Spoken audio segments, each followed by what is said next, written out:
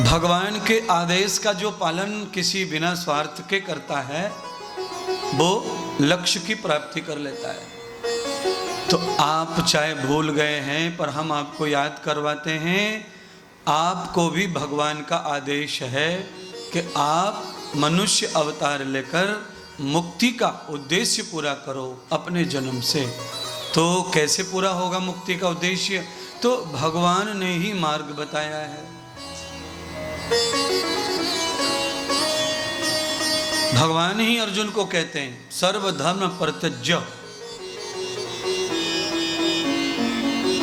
अर्जुन, सब धर्मों का त्याग करके मेरी शरण को धारण कर लो, तुम्हें मुक्ति प्राप्त हो जाएगी।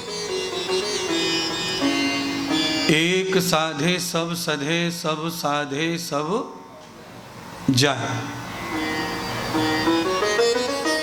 प्रभु के चरणों में बैठ गए, प्रभु के चरणों को पा लिया तो चरणों से ही सब चीज का प्राकट्य होता है। इसीलिए महापुरुषों के चरणों को ही धोया पूजा जाता है। कोई दुनिया का बिरला महापुरुष होगा जिसके हाथ पूजे गए हों, कभी चरण पूजे जाते हैं। क्योंकि हमारी जीवन का उद्देश्य वही है, मुक्ति हो। किस चीज से मुक्ति हो? तो आप सुनते चलिए मुक्ति क्या क्या होनी चाहिए। सबसे पहले अज्ञान से मुक्ति होनी चाहिए। फिर अज्ञान का ही जन्म देने का काम करता है तृष्णा। तृष्णा से मुक्ति होनी चाहिए। अज्ञान और तृष्णा से जिसकी मुक्ति हो गई, उसे मरने के बाद मुक्ति की जरूरत नहीं पड़ती है, वो जीवित ही मुक्त हो जाता है। और भागवत के अनुसार मर के मुक्ति किसी को नहीं मिली है।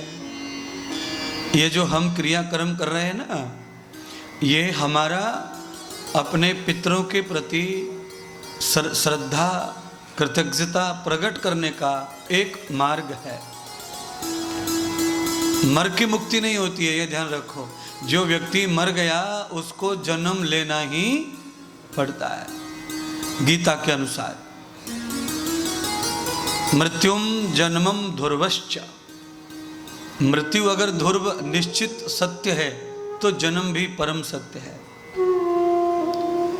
अगर मृत्यु नहीं हुई और मुक्ति होगी तो हो सकती है।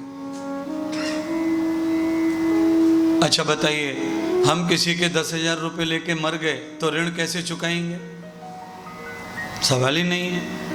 ऋण से मुक्त होना है तो जीवित ही ऋण और ब्याज चुकाना तो मुक्ति मिलेगी। जैसे लेकर के खाकर के किसी का चुकाते हैं मृत्यु से पहले, मुक्त हो जाते हैं, ऐसे ही परमात्मा के ऋणों से, ऋषियों के ऋणों से, देवताओं पितरों के ऋणों से जीवित ही मुक्त होते हैं।